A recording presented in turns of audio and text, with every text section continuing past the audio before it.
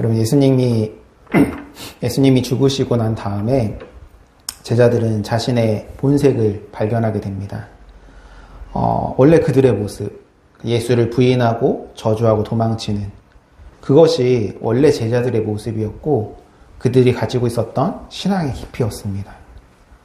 그게 다 드러나게 된 거예요. 예수의 죽음 앞에서 완벽하게 다 드러나게 됩니다. 그들은 아무것도 할 수가 없었어요. 그러니까 성경을 보게 되면 그들이 두려워서 숨었다 이런 표현을 쓰고 있는데 과연 그 제자들이 부끄러워하기는 했을까? 도망치고 예수를 부인하고 저주하고 또 예수께서 십자가에 못 박혀 죽으신 후에 숨어 들어간 자신들의 모습을 보면서 부끄러워하기라도 좀 했을까? 아마 부끄러워할 수도 없었을 것이라고 생각합니다. 왜냐하면 두려움은 부끄러움을 집어삼키기 때문에 그렇습니다. 여러분, 예를 들어서 목욕탕에 불이 났어요. 불이 나면 사람들이 어떻게 할까요? 나와서 수건으로 막 물기 다 닦고 옷 잘 챙겨 입고 예쁘게 머리 말리고 화장 다 하고 그러고 나옵니까? 불 났는데 그냥 벌거벗은 채로 밖으로 냅다 뛰잖아요. 이처럼 두려움은 부끄러움을 집어삼킵니다. 여러분, 제자들은 두려웠어요. 두려움이 너무 지나치다 보니까 부끄러움 자체가 아예 없었을지도 모릅니다. 바로 그러한 그 두려움의 깊은 밤에 성경은 이렇게 쓰고 있습니다. 이날 곧 안식 후 첫날 저녁 때에 제자들이 유대인들을 두려워하여 모인 곳의 문을 닫았더니, 문을 닫은 거예요. 두려워가지고. 이 말씀을 읽으면서 이런 묵상에 이르게 됐습니다. 문을 잠그었다. 보여줄 수 없으니까. 문을 잠그었다. 수치스러우니까.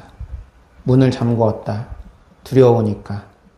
그러다가 마음까지 잠그었다. 그럼 제자들은 완벽하게 문을 닫고 숨어 있었습니다.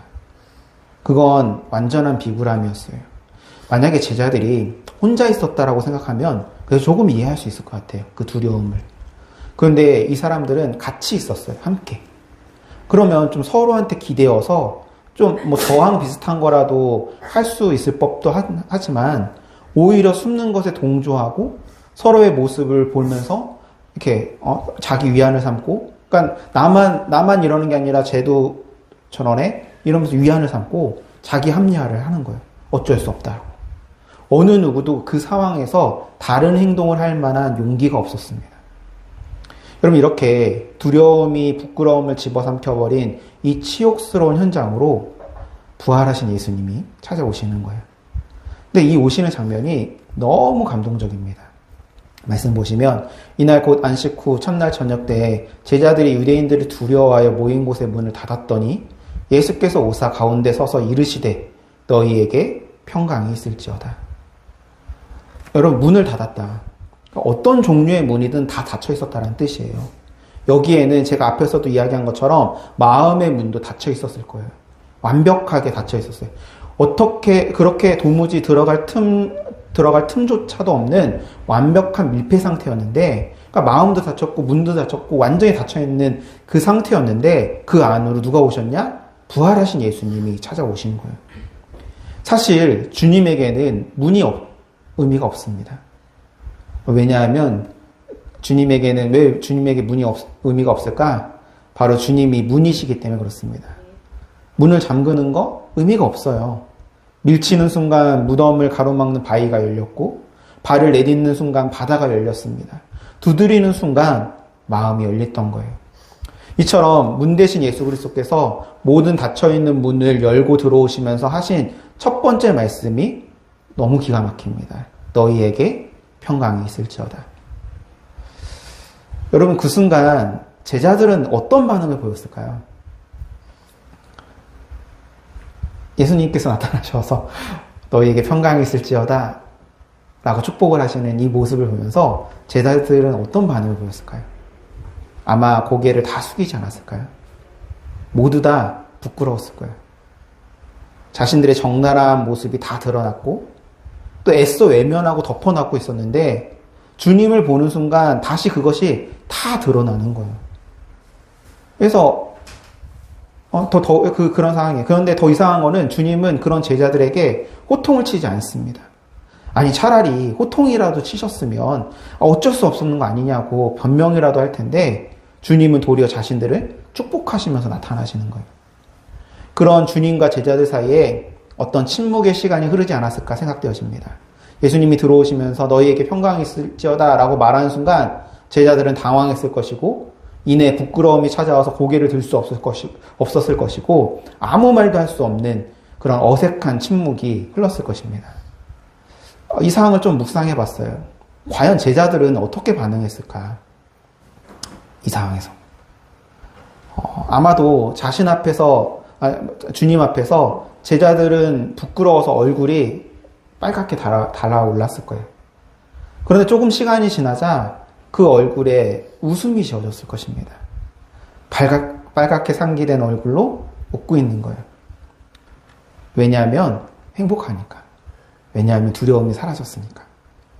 여러분, 두려움이 부끄러움을 억누르고 있는데 두려움이 사라지니까 부끄러움이 드러났어요. 부끄러움이 올라와서 얼굴이 밝아졌다니까요. 상기됐어요. 그렇게 부끄럽기가 한량없는데 그런데 이내 행복한 거예요. 왜? 바로 그 그거는 두려움이 사라진 자의 평안인 것입니다.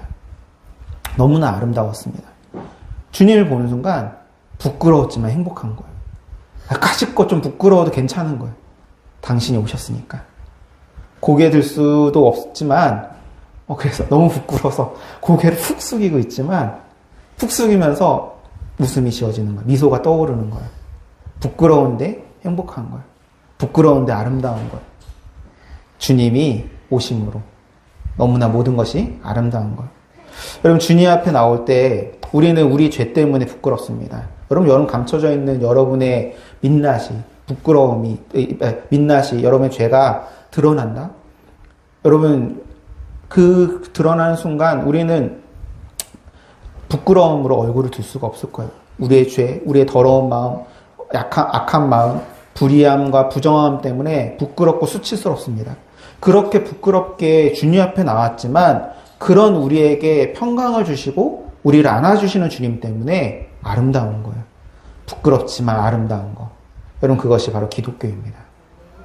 여러분, 여기서 중요한 부분이 있는데 예수님께서 제자들의 동의를 구하지 않고 찾아오셨다는 거예요. 일방적으로 오셨어요. 얘들아, 내가 가도 되니? 이렇게 물어보지 않고 주님이 닫혀있는 문을 뚫고 들어오셨어요. 즉, 주님의 오심은 우리의 어떤 종류의 행동이든지 어떤 종류의 것에도 영향을 받지 않는다는 거예요. 분명 수치스럽고 더럽고 온전치 못하고 악하고 도무지 용서받을 수 없는 존재들인데 베드로는 예수님이 가장 사랑하시고 옆에 데리고 다니던 그 베드로는 예수님을 모른다고 부인한 정도가 아니라 성경을 고상하게 이렇게 표현을 했지만 사실상 예수님을 모른다고 이게 얘기를 하려고 하다 보니까 막 저주를 퍼부었다고 하는데 우리말로 얘기하면 그냥 쌍욕을 한 거예요, 예수님을. 아니, 그런 존재들인데 그분이 오신다는 거예요. 예수님이 그런 사람들한테 찾아오신다는 거예요. 여러분, 성경에 1만 달란트 빚진 자의 이야기가 있습니다. 도무지 갚을 수 없는 빚, 1만 달란트를 탕감해준 임금의 행동은 일방적 은혜의 행위였습니다. 그 은혜의 행위를 가지고 임금이 잘못됐다고 말할 수는 없어요. 문제는 용서받은 자에게 있는 거예요. 도무지 갚을 수 없는 빚, 1만 달란트를 탕감받은 은혜를 받은 자가 세상에 나가서는 자신에게 빚진 자, 이는 갚을 수 있는 빚이에요. 성경은 대조적으로 해요. 임금한테 진 1만 달란트 빚은 도무지 갚을 수 없는 큰 금액의 빚인데, 이 100데나리온의 빚은 충분히 갚아줄 수 있는 그런 빚이란 말이에요. 100데나리온 빚진 자를 용서하지 않는 그 불의함, 바로 그것이 문제여서 주님은 1만 달란트의 빚의 용서를 회수했던 것입니다. 영화 밀양을 보게 되면 시내가 이제 유괴범을 이제 용서하겠다고 찾아가요. 근데 유괴범이 얼굴이 환해져가지고는 나 이미 주님이 다 용서하셨어 라고 말하는 장면이 나옵니다. 사람들이 이 장면을 해석하면서 뭐라고 하냐면, 주님이 용서하실 리가 없다. 저런 인간을 주님 용서하실 리가 없다 라고 얘기합니다. 근데 저는 주님 용서했다고 믿는 사람입니다. 용서받은 자가 엉망이지 하나님의 용서가 잘못된 것은 아니에요. 살인범의 문제는 용서를 받고서 어떻게 반응했냐에 있는 거예요. 1만 달란트를 탕감받고 나서 100데나리온 빚진 자를 어떻게 대하느냐, 바로 그것과 같은 문제인 거예요. 여러분, 주님께서 용서한 것에는 잘못이 없습니다. 주님은 그보다 더한 자들도 용서하실 수 있어요. 주님께서 용서하실 때 이렇게 물어보십니까? 내가 너를 용서할 텐데 가서 시내한테 가서 걔 용서를 받고 와. 너가 잘못한 사람들한테 가서 용서 받고 와. 그러지 않잖아요. 주님은 우리의 어떤 행동과 우리의 어떤 것과 전혀 관계없이 모두 다 용서하셨다고. 예수 그리스도의 십자가 속에서. 그렇기 때문에 모든 것이 이제는 우리에게 달려있는 거예요. 주님이 오시는 순간, 주님 앞에 서는 순간, 빛 앞에 서는 순간 우리 안에 있는 어둠이 드러나고 우리 안에 부끄러움이 드러난다고요. 한없이 부끄러워요. 한없이 수치스러워요. 그런데 아름다운 거. 주님께서 우리의 형편과 우리의 처지와 관계없이 우리를 용서하시고 어떤 것에도 행동의 영향을 받지 않는다는 거. 여러분, 주님의 이 같은 행동 자체가 제자들에게 다른 삶을 말하고 있는 것입니다. 제자들은 다른 삶을 살아야 된다는 얘기예요.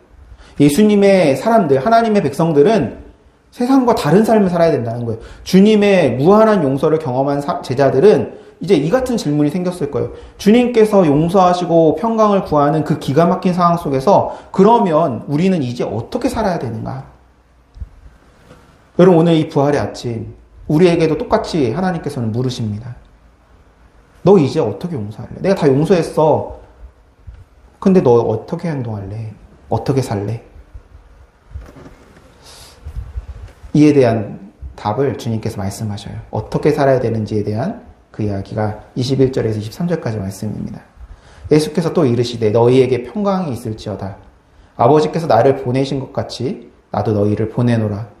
이 말씀을 하시고 그들을 향하여사 숨을 내쉬며 이르시되 성령을 받으라. 그 다음에 해야 될 얘기예요. 너희가 누구의 죄든지 사하면 사하여질 것이요 누구의 죄든지 그대로 두면 그대로 있으리라 하시니라. 여러분, 여기서 놓치지 말아야 될 한 장면이 있어요. 그건 뭐냐면 예수님께서 제자들에게 용서를 말씀하시기 직전에 한 행동이 있어요. 그들을 향해서 숨을 내신 거예요. 여러분, 이 장면 어디서 많이 본 것 같지 않습니까? 창세기 2장 7절 말씀에 하나님께서 흙으로 사람을 빚고 나서 그 코에다가 생기를 불어넣으셔요.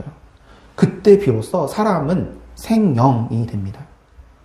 그러니까 흙이었던 존재가 어떻게 사람이 되었는가? 성경의 얘기는 하나님이 그 코에다 생기를 불어넣는 순간 생명이 되었다는 거예요. 숨을 불어넣으니까 죽었던 것이 살아나는 거예요. 부활하신 주님이 지금 똑같이 하고 계시는 거예요. 두려움에 갇혀서 죽은 것처럼 웅크려져 있는 이 제자들에게 당신의 숨을 불어넣으시는 거예요. 잠들어 있던 영혼들을 깨우시고 죽어있는 영혼들을 다시 살리시는 거예요. 그런즉 누구든지 그리스도 안에 있으면 새로운 피조물이라. 이전 것은 지나갔으니 보라 새 것이 되었도다. 할렐루야. 여러분, 용서가 쉽습니까? 교회에서 맨날 사랑하라, 용서하라 라고 말씀을 듣는데 그게 여러분의 실제적 삶에서 잘 이루어지던가요? 물론 말씀을 들을 때는 동의도 하고 목사 말씀 들을 때 그래 그렇게 살아야지 동의도 하고 이제는 앞으로 그렇게 꼭 살아야지 하고 결단도 합니다. 내가 가서 이제는 용서도 하고 사랑하며 살아야지. 그런데 그 결단이 얼마나 가던가요? 1년은 갑니까? 한 달 갑니까? 아니 1시간?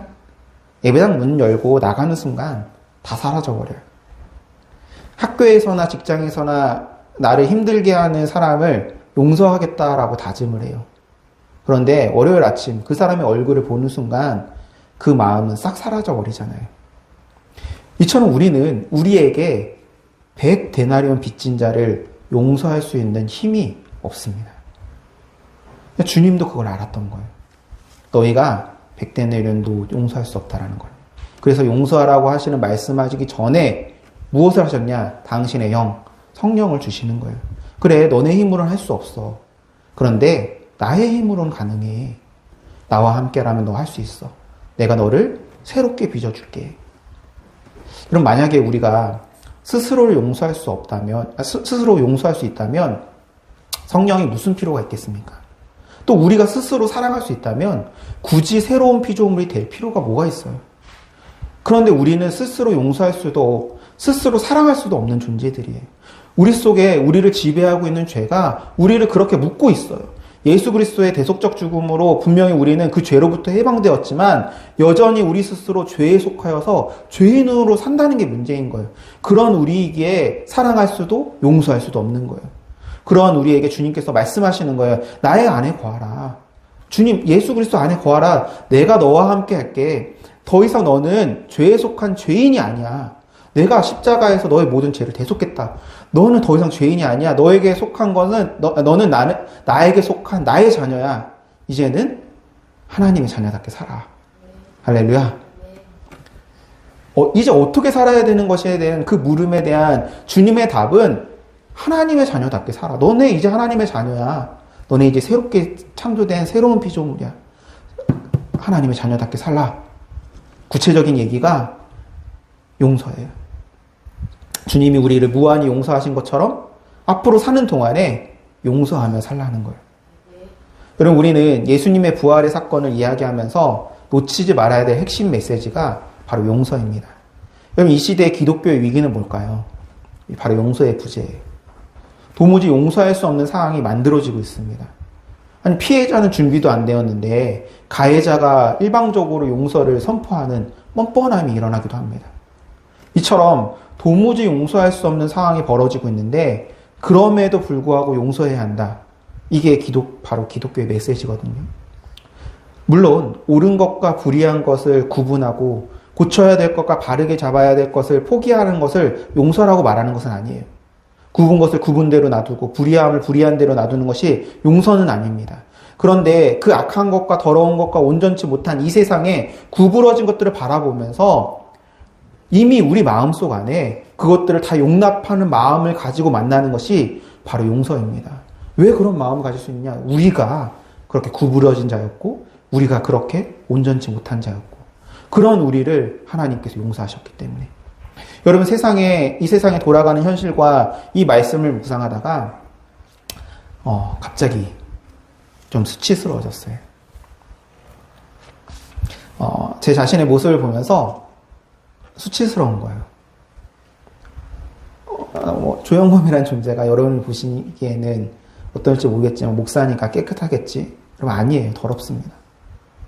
지금 제가 무슨 죄를 범함으로 더럽다는 뜻이 아니에요. 제가 살아온 날들을 돌아보면 더럽기가 한량없어요. 깨끗이 씻고 닦았다고 얘기하지만 아직도 더러운 거예요. 제가 사람들 앞에서 이렇게 말씀도 증거하고 목사로 살아가지만 이처럼 목사로 살아가는 것 자체를 자랑할 수 있는 것도 아니고 누구를 정죄할 수도 없고 누구의 잘못에 대해서 손가락질도 할 수 없는 그런 존재입니다. 그러니까 이 말씀을 이렇게 얘기하다가 하나님께서 저보고 용서하라고 얘기하는 순간 갑자기 저는 제 자신을 용서할 수가 없는 거예요. 제자들 역시 자신을 용서할 수가 없었어요. 주님을 부인하고 주님을께서 도망쳤던, 문을 닫아버렸던. 그러다 보니까 이 부활의 메시지가 너무 어려웠어요. 설교를 준비하는 것을 잠시 멈추고 묵상을 하는데 마음 가운데 한 성경 구절이 떠올랐습니다. 그 성경 구절은 저에게 무엇인가를 보여주었습니다. 이 일 후에 내가 보니 각 나라와 족속과 백성과 방언에서 아무도 능히 셀 수 없는 큰 무리가 나와 흰 옷을 입고 손에 종려 가지를 들고 보좌 앞과 어린 양 앞에 서서 큰 소리로 외쳐 이르되 구원하심이 보좌에 앉으신 우리 하나님과 어린 양께 있도다. 여러분, 놀라운 일이 벌어진 거 아십니까? 그 흰 옷 입은 무리들 가운데 제가 보이더라고요. 그럼에도 부끄러워요. 자격 없는 자니까. 그때 주님의 이 말씀이 떠오릅니다. 장로 중 하나가 응답하여 나에게 이르되 이 흰 옷 입은 자들이 누구이며 또 어디서 왔느냐? 내가 말하기를 내 주여 당신이 아시나이다 하니 그가 나에게 이르되 이는 큰 환난에서 나오는 자들인데 어린 양의 피에 그 옷을 씻어 희게 하였느니라. 할렐루야. 어떤 사람들이냐면 어린 양의 피로, 예수 그리스도의 피로 그 옷을 씻어 하얗게 된 자들이라는 것입니다. 내가 지은 죄, 내가 잘못한 것들을 돌아보니까 저 역시 부끄러워서 고개를 들 수가 없어요. 또 하나님 앞에서 제가 목사로 살아가는 것 자체가 너무 미안하고 너무 죄송스럽고 부끄럽습니다. 아내가 굉장히 싫어하는데 맨날 이렇게 다른 이제 목사님들이랑 교제하면서 또 워낙 요즘은 인터넷에서 당신을 잘 홍보하시는 목사님들이 많다 보니까 그 목사님들이랑 이렇게 보니까 나는 너무 B급 같다. 왜 이런 B급 같은 인생을 부르셔서 하나님께 너무 죄송스럽기도 하고 막 그런 거예요. 막 이 땅에 넘쳐나는 죄악에 대해서 아무런 반응도 보일 수 없는 그 무력함. 물론 제가 할 수 있는 최선의 경주를 다 한다고 얘기하지만 그것 가지고는 도무지 부족한. 그래서 매일매일 어떻게 보자면 너무 괴로운 그런 제가 주님을 바라보는 순간 어린 양의 피로 깨끗하게 되었다라는 말씀인 거예요. 그때 제 마음에 들었던 감격의 단어가 바로 이것입니다. 오늘 설교 제목. 부끄럽지만 아름다워. 할렐루야. 여러분 그 흰 옷 입은 무리들 가운데 감사한 거는 저만 보이는 게 아니에요. 여러분도 다 보이십니다. 빨갛게 상기된 얼굴로 고개를 들 수 없으면서도 웃고 있는 여러분과 제가 거기에 있는 거예요. 어린 양의 피로, 예수의 피로 깨끗이 씻어서 하얗게 된 옷을 입고 종려 가지를 들고 보좌 앞에 서 있는 우리가 보였습니다. 여러분 우리는 도무지 갚을 수 없는 빚으로 인해서 부끄럽고 수치를 당한 자들이었습니다. 그러나 주님이 그 모든 것을 용서하셨고 그 모든 것을 탕감해 주셨어요. 주님의 그 용서 때문에 우리는 용서하는 자가 되는 것입니다. 성령의 숨이 우리 안에 불어넣으셨기 때문에 용서할 수 있는 자가 되는 것입니다. 여러분, 주님은 우리를 단지 용서만 하라고 보내신 것이 아닙니다. 용서만 하라고 하신 것이 아니에요. 아버지께서 나를 보내신 것 같이 나도 너희를 보내노라. 하나님께서 예수 그리스도를 이 세상에 보내신 이유가 무엇이었습니까? 죄인인 우리를 용서하기 위함이고 원수인 우리를 품기 위함이었어요. 주님께서 우리를 보내시는 이유도 같은 이유입니다. 용서하라고 보내시는 거예요. 그럼 어디로 보내실까? 누구를 용서하라고 하는 걸까? 먼저는 나 자신에게로 보냅니다. 부끄럽고 더럽고 스스로 도무지 용납할 수 없는 나 자신에게로 그런 나를 용서하라고 주님은 우리를 보내십니다. 할렐루야. 그리고 세상으로 보내셔요. 도무지 용서할 수 없는 이 세상의 한복판으로 국률의 언어로 정의를 말하고 자비의 언어로 공의를 선포하는 자로 우리 모두를 보내신 것입니다. 사랑하는 성도 여러분, 부끄럽지만 아름다운 것, 그것이 우리가 걸어가는 이 길입니다. 그것이 주님의 부활에 참여한 참된 그리스도인의 길입니다. 할렐루야. 기도하시겠습니다.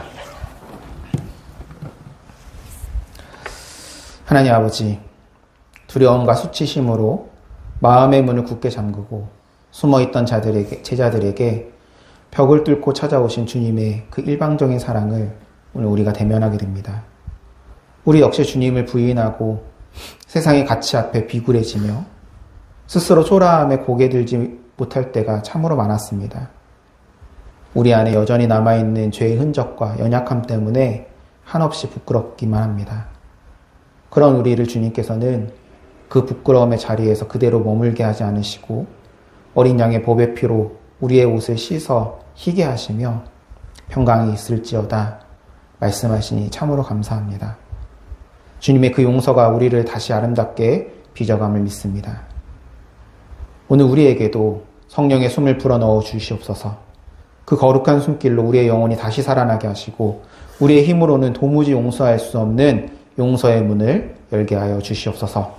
무엇보다 스스로를 용납하지 못해 괴로워하던 우리의 영혼을 주님의 시선으로 바라보며 먼저 나 자신을 품고 용서하는 화해의 역사가 일어나게 하여 주시옵고 또한 분노와 정죄로 가득한 이 땅 위에 긍휼의 언어로 정의를 세우고 자비의 언어로 공의를 선포하는 부활의 증인들이 되게 하여 주시옵소서.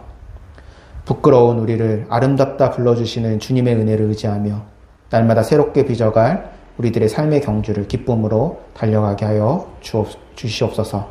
우리의 영원한 문이 되시는 예수 그리스도의 이름으로 기도드립니다.